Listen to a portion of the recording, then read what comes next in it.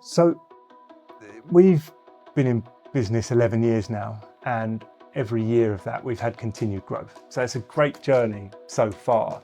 And I think what was pivotal for me is as you grow that business, the success and the growth of the business becomes less relied on me individually, but more about the decisions that my leadership team is making. So hiring the right people is really key.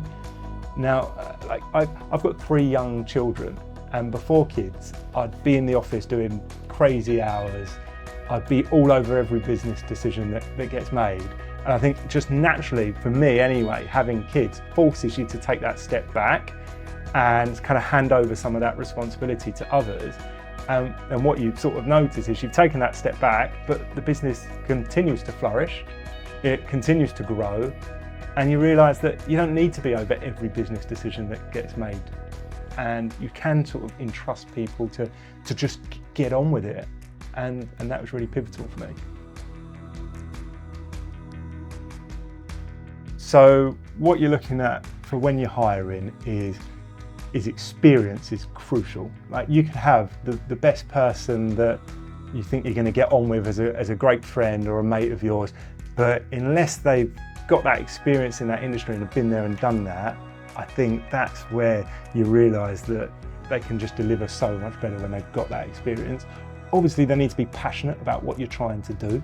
They need to believe in the vision of what we're trying to do and buy into that and want to put 100% commitment in and deliver.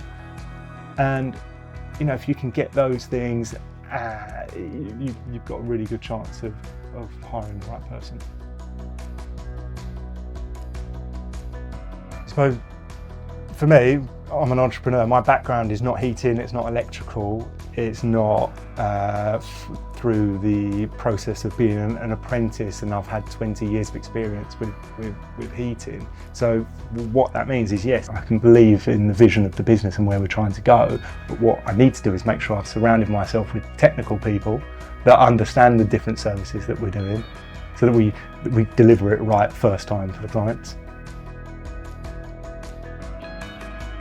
So my leadership style is very much laissez-faire. So it means that I'm not on my employees' backs all the time looking over their shoulder. It gives them the freedom to make their own decisions, their own mistakes, but also that space to be creative, to have that entrepreneurial flair.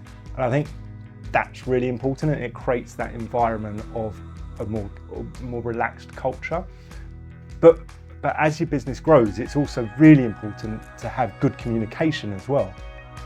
So we've gone through fast growth, and what happens is you're bringing in lots of new faces into the business, and sometimes your employees don't really know what's happening at the helm of the business. So unless you're communicating that well, they see all these new people and don't really understand what's going on. So I think that's where communication's really key with your employees.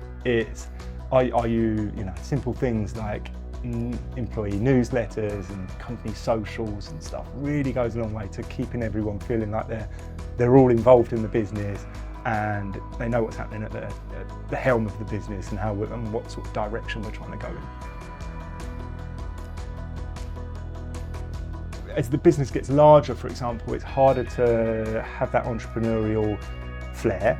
So what you find, for example, is you'll have decisions take longer to be made, and you've got to just fight that as you can to stay agile. The more you can fight sort of that slower response, the more agile you'll be as a business. So if you find you're in a boardroom and you've got 10 people sitting around the board table, you kind of think, do you need to all be here? Is this the best use of everyone's time, or do you just need a couple of decision makers there to make the decision and then move on?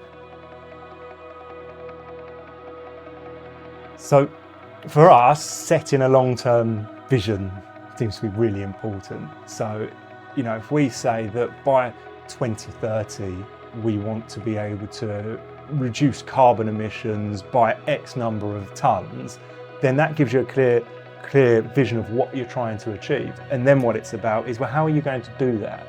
What services do we need to be able to offer to achieve that? And at what volume do they need to be done at? And then it's just about going out and delivering